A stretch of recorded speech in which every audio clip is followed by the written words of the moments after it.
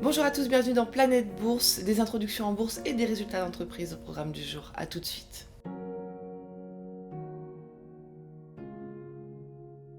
On commence avec l'Europe, restructuration radicale chez Commerzbank. La banque allemande, très en difficulté, annonce supprimer 340 succursales et au moins 10 000 emplois en Allemagne, soit un salarié sur 3 d'ici 2024. Le Financial Times rappelle que les actions de Commerzbank ont reculé de 90% en 10 ans.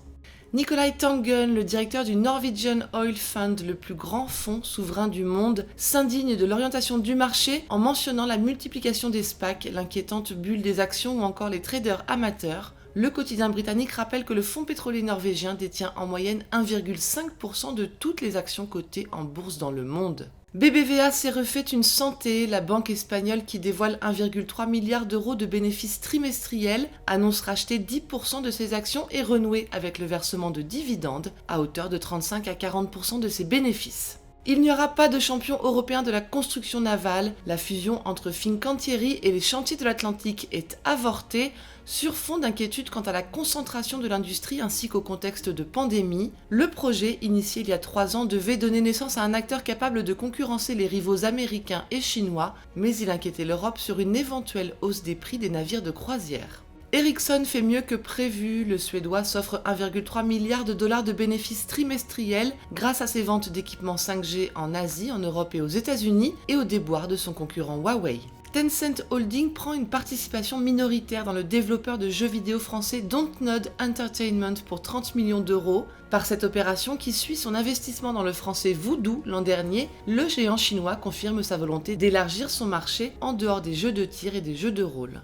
Affaiblie par le Brexit, la place financière londonienne cherche de nouveaux relais. Parmi les solutions envisagées, celle de devenir un centre pour les ETF ou se concentrer sur l'accueil des fonds alternatifs. Dans les deux cas, une nouvelle réglementation serait nécessaire. En Asie, ThaiBev devrait entrer en bourse la semaine prochaine à Singapour. La brasserie thaïlandaise, qui vise une cotation à 2 milliards de dollars, pourrait être la plus importante introduction en bourse sur le marché actions de la ville-État depuis 2011. Et une autre entrée en bourse s'annonce comme un succès. Kuaishou, la plateforme vidéo chinoise qui vise 5,4 milliards de dollars pour son introduction à Hong Kong la semaine prochaine, s'appuie déjà sur un soutien institutionnel de 2,45 milliards auprès de BlackRock, Singapour Temasek ou encore Fidelity. SK Hynix, le fabricant de puces sud-coréen, annonce déplacer une partie de ses installations en Chine pour réduire ses coûts et répondre à la forte demande locale. Nikkei Asia rappelle que les bénéfices du numéro 2 des semi-conducteurs en Corée du Sud ont bondi de 84% en 2020 pour un chiffre d'affaires en hausse de 18%.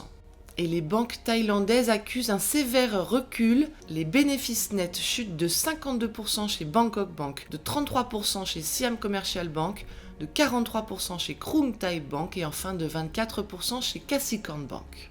Aux États-Unis, réorientation conséquente pour Prudential. L'assureur britannique va démanteler Jackson, son unité américaine, et procéder à une augmentation de capital à hauteur de 3 milliards de dollars pour éponger ses dettes. Après la scission, Prudential annonce réorienter son capital et ses activités vers l'Asie. Fin d'une époque également pour General Motors, qui annonce sortir définitivement des voitures à essence et diesel d'ici 2035. Le constructeur automobile américain vise la neutralité carbone d'ici 2040. Pas échaudé par son premier échec d'introduction, WeWork envisagerait une entrée en bourse via un SPAC, la société de location de bureaux étant pourparlers avec 2 investisseurs dont Bow Capital Management pour un accord qui valoriserait la société à plus de 10 milliards de dollars. Comcast signe une hausse de 6,9% de son bénéfice net trimestriel poussé par son activité haut débit.